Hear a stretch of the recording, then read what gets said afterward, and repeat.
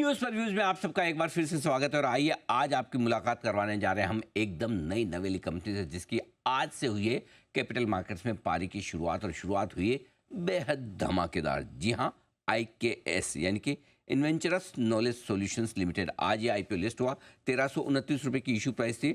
Issue को response मिला बड़ा ज़बरदस्त और तगड़ा, और लिस्टिंग भी उतनी ही दमदार होती हुई दिखी है। लगभग 43% प्रीमियम के साथ 1900 रुपये पर लिस्ट हुआ है। शानदार लिस्टिंग, दमदार एक्शन। थोड़ा सा कंपनी के बारे में आपको बता दूं, 2006 में कंपनी बनी थी और technology enabled health care services देने का कंपनी करती है कारोबार। हम टॉप मैनेजमेंट से समझेंगे एग्जैक्टली किस तरह का बिजनेस मॉडल है कंपनी का। दो खास मेहमान कार्यक्रम में हो रहे हैं शामिल। सचिन गुप्ता साहब हमारे साथ जुड़ रहे हैं, जो कंपनी के होल टाइम डायरेक्टर हैं, CEO हैं और 2006 से कंपनी के साथ हैं। पुणे यूनिवर्सिटी से गुप्ता साहब ने इंजीनियरिंग में डिग्री हासिल की कंप्यूटर्स में, और बिजनेस मैनेजमेंट का 16 साल से ज़्यादा का अनुभव है उनका। और दूसरे खास मेहमान हैं हमारे साथ नित्या बाला सुब्रमण्यम साहब, जो कि कंपनी के CFO हैं। और सर भी 2024 से माफ़ कीजिएगा, नित्या जी भी हमारे साथ जुड़ चुकी हैं। 2024 से आप कंपनी के साथ हैं। बिरला यूनिवर्सिटी ऑफ टेक्नोलॉजी और साइंस से आपने इंजीनियरिंग की डिग्री हासिल की है, इलेक्ट्रिकल और इलेक्ट्रॉनिक्स में। IIM बैंगलोर से आपने मैनेजमेंट में पोस्ट ग्रेजुएशन डिप्लोमा भी हासिल किया है, और मैकेंसी, सिप्ला जैसी बड़ी दिग्गज कंपनियों के साथ काम करने का नित्या जी का भी अनुभव है। आप दोनों का बहुत बहुत स्वागत है। पहले आप दोनों को बहुत बहुत बधाई इस दमदार लिस्टिंग की। गुप्ता साहब, IPO को आपका तगड़ा रिस्पॉन्स मिला, लिस्टिंग भी ज़बरदस्त हुई, प्रसन्न हैं आप सर? यस, आपको और आपके दर्शकों को बहुत बहुत नमस्कार, और हमको यहाँ बुलाने के लिए आपका बहुत शुक्रिया। हाँ, एक कंपनी की जर्नी में काफ़ी इम्पोर्टेंट माइलस्टोन होता है, तो आज ये माइलस्टोन हुआ है हमारे लिए, तो सभी लोग काफ़ी उत्साहित हैं। इतना तगड़ा रेस्पॉन्स मिलना, जाहिर सी बात है कि आपकी कंपनी के साथ लोगों की उम्मीदें हैं, इन्वेस्टर्स की उम्मीदें हैं। वैसे भी झुंझुनवाला फैमिली अगर आपके साथ हो तो उम्मीदें बढ़ भी जाती है। लोग अब जानना समझना चाहते हैं कि उससे पहले इससे पहले कि आप कंपनी का आउटलुक बताएं आगे क्या करेंगे, पहले एक बार जरा अपना बिजनेस मॉडल समझाएं सर, क्योंकि आपसे IPO के वक्त मेरी मुलाकात नहीं हुई थी। तो एक बार मैं चाहता हूँ हमारे दर्शकों को बताएं कि आपकी कंपनी करती क्या है। जी, उसके लिए क्वेश्चन के लिए धन्यवाद। सो एक्चुअली हमारा business model US health care के ऊपर बना हुआ है, और जो US हेल्थ केयर इंडस्ट्री है ये दुनिया की सबसे बड़ी इंडस्ट्री है।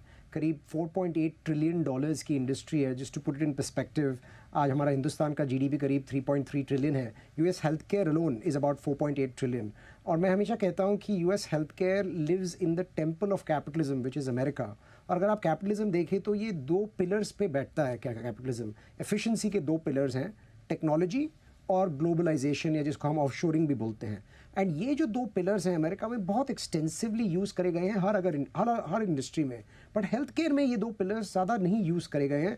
स्पेशली जो हेल्थ केयर प्रोवाइडर यूनिवर्स है, जो हॉस्पिटल्स, डॉक्टर, क्लिनिक्स, वो जो इकोसिस्टम है जिसका $4.8 ट्रिलियन का रेवेन्यू है, उसमें ये दो पिलर्स ऑफ एफिशिएंसी को ठीक से यूज़ नहीं किया गया। और हमारा बिजनेस मॉडल था to bring the right combination of these two pillars of efficiency to the health care provider universe, जो कि एक बहुत ही एग्जिस्टेंशियल क्राइसिस से गुजर रहा है। और वो क्राइसिस के 3 डायमेंशन हैं। एक तो उनकी कॉस्ट बहुत तेज़ी से बढ़ रही है। अपने GDP का प्रतिशत 20% स्पेंड करते हैं हेल्थ केयर पे, और वो 7% से ऊपर से ग्रो करे जा रहा है। तो कॉस्ट बहुत तेज़ी से बढ़ रही है, और उनके पेशेंट जिनको केयर चाहिए वो बुढ़े होते जा रहे हैं, तो उनको और केयर चाहिए। क्रॉनिक लाइफस्टाइल डिजीज़ आ रही है, उसकी वजह से जो पेशेंट्स हैं वो ज़्यादा तेज़ी से बढ़ रहे हैं। डॉक्टर्स और नर्सेज जो उनको केयर प्रोवाइड करेंगे वो नहीं बढ़ रहे उतनी तेज़ी से। वो डिमांड सप्लाई गैप की वजह से एक्सेस टू केयर में बहुत तकलीफ आ रही है। New patient wait times are anywhere from 45 to 60 days for primary care and 6 to 9 months for speciality care.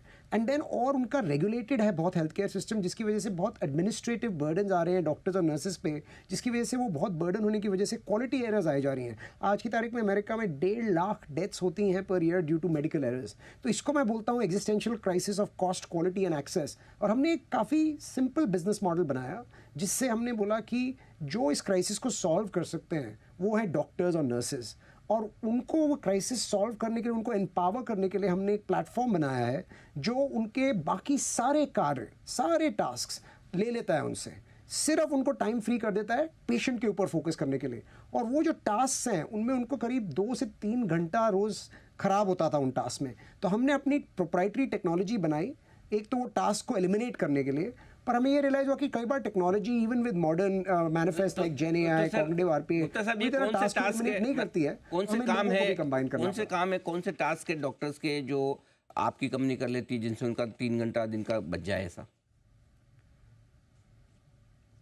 हाँ, तो एक्चुअली करीब 16 टास्क हैं जो हमने आइडेंटिफाई करे उनके साथ काम करके, all the way from scheduling to कई और एडमिनिस्ट्रेटिव टास्क होते हैं, पेशेंट फाइनेंशियल क्लियरेंस के, उनकी क्लिनिकल डॉक्यूमेंटेशन में ही करीब 1.5-2 घंटा चला जाता है, प्रिस्क्रिप्शन रिफिल के टास्क होते हैं, बहुत सारे रेगुलेशन ड्रिवन टास्क हैं, और इन टास्क बिलिंग एंड कलेक्शंस का टास्क है जो एडमिनिस्ट्रेटिव साइड पे है। तो सब मिला के करीब 16 टास्क हैं जो हम इनको बोलते हैं 16 फीचर्स ऑफ आवर प्लेटफॉर्म, जो हम अपने प्लेटफॉर्म से उनको डेलीगेट कर देते हैं, और ये लोग इन टास्क पे अनिल जी स्पेंड कर रहे हैं 15% ऑफ द रेवेन्यू। तो ये फिजिशियन मार्केट जो अमेरिका में है $1.5 ट्रिलियन का है, 30% of that 4.8 trillion is the physician market. वो $1.5 ट्रिलियन में 15% मतलब $225 बिलियन इन टास्क पे खर्च करे जा रहे हैं वो लोग। आप देखिए इंडिया की पूरी आईटी सर्विसेज आउटसोर्सिंग इंडस्ट्री आज 250 बिलियन की है। ये ऐसा हमने टोटल एड्रेसेबल मार्केट मिला हमें जो कि 225 बिलियन का है, almost close to the IT services outsourcing industries entire scale. और हमने ऐसा बनाया ये प्लेटफॉर्म जिससे इनकी कॉस्ट करीब 15% से 10% हो जाती है, और इनका टाइम फ्री होता है, तो उसी कॉस्ट में वो और रेवेन्यू भी बढ़ा लेते हैं। तो रेवेन्यू ऊपर जाता है, कॉस्ट कम हो जाती है, और उनको टाइम मिल जाता है to engage with patients. So it is good for patient care, it is good for economics of the practice, and it is good for healthcare overall. And in the process हमने उसको इस तरीके से बनाया because of our technology leverage, और जो आज हमारे 10,000 से भी ज़्यादा लोग हैं हिंदुस्तान में, उनको यूज़ करके अपनी प्रोप्राइटरी टेक्नोलॉजी के साथ, कि हमारी यूनिट इकोनॉमिक्स भी काफ़ी ठीक ठाक चल रही हैं इस प्रोसेस में।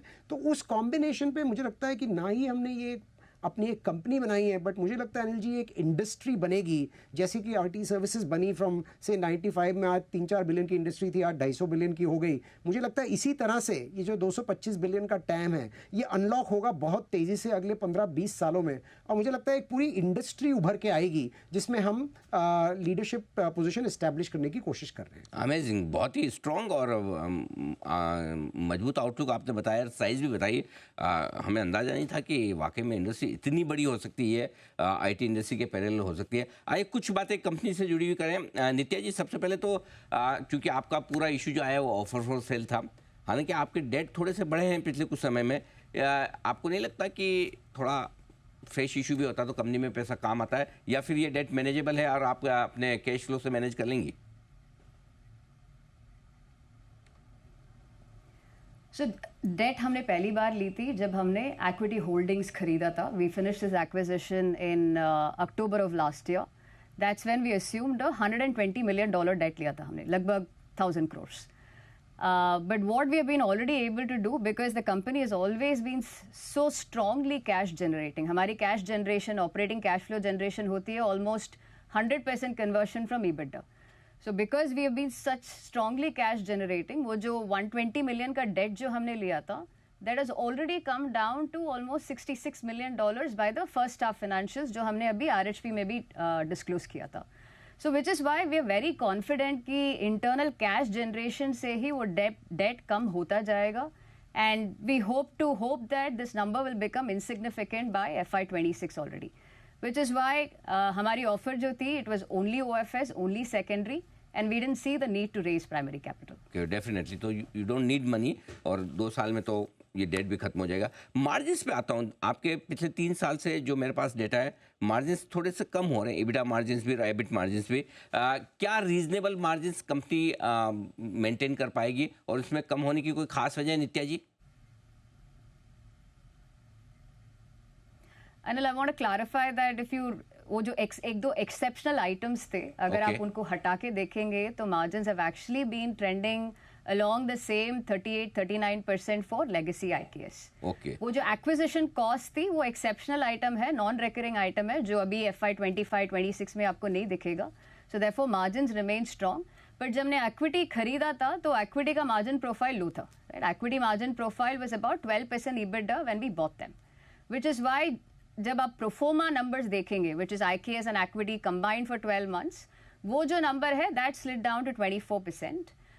In FY24, but we are very happy to report that even by the first half of FY25, वो जो 24% नंबर था has already expanded by 400 bips to 28%. Wonderful. And I think going forward हमारे लिए steady state for the combined entity होगा around early to mid 30s. तो चलिए अच्छी बात है. मार्जिन वन टाइम एडजस्टमेंट की वजह से. गुप्ता साहब, चूंकि आपने एक एक्विजिशन भी किया है, क्या है इरादा कंपनी का ग्रोथ का?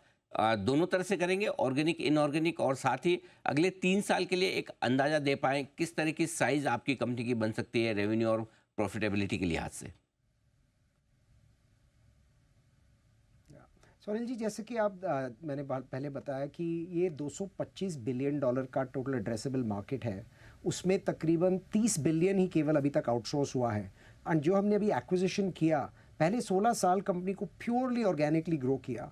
और ये एक्विजिशन बहुत स्ट्रेटेजिक था हमारे लिए, क्योंकि इस एक्विजिशन के साथ हमें 500 स्ट्रेटेजिक कस्टमर रिलेशनशिप्स मिली जो कि 1.5 लाख फिजिशियंस को एम्प्लॉय करते हैं अमेरिका में. तो जो अक्यूटी के साथ हमारे को 1.5 लाख फिजिशियंस मिले. हमारे 35,000 फिजिशियन थे ऑलरेडी, तो करीब 1.25 लाख फिजिशियन मिले. हमारे 35,000 थे, तो करीब 1.5 लाख फिजिशियन टोटल आज हमारी इंस्टॉल बेस में हैं. That is about 18% of all of America's physicians. तो अगर आप देखें कि जो हमारे 16 फीचर हैं, अगर हम इसी इंस्टॉल बेस में क्रॉस सेल करें इफेक्टिवली, तो 28-29 बिलियन का अपॉर्चुनिटी बनता है. आज हम करीब $325 मिलियन की कंपनी है, गिव और टेक. तो अभी तो हमें लगता है कि ये अगले 10, 15, 20 सालों के लिए बहुत ही एक्साइटिंग ग्रोथ रनवे बनाता है. एंड हमारी जनरल स्ट्रैटेजी, हमारा जीन पूल भी ज़्यादा ऑर्गेनिक ग्रोथ की तरफ ओरिएंटेड है. तो हमें लगता है कि हम ऑर्गेनिक ग्रोथ में ही इंडस्ट्री लीडिंग ग्रोथ दे पाएंगे, क्योंकि ये जो 30 बिलियन टैम है, ये 12% पे ग्रो हो रहा है. हमें बहुत कॉन्फिडेंस है कि हम उस 12% से काफ़ी ज़्यादा डिलीवर कर पाएंगे अगले 5, 10, 15 सालों में. और उस एरिया में हमारा फोकस है. इसके अलावा हमारा एक्विजिशन स्ट्रैटेजी सिर्फ ये हो सकता है कि बहुत अच्छे जवान एंटरप्रेन्योर आजकल नई टेक्नोलॉजी बना रहे हैं बहुत जल्दी, with low code no code models using gen AI. तो हम क्या करेंगे कि हम उन एंटरप्रेन्योर्स की स्किल्स को अक्वायर करने के लिए टक इन टेक्नोलॉजी एक्विजिशंस करेंगे. एंड उसमें हमारा फ़ायदा ये है कि हमारे पास अमेरिका के 18% फिजिशियंस का डेटा हमारे प्लेटफॉर्म के थ्रू जा रहा है.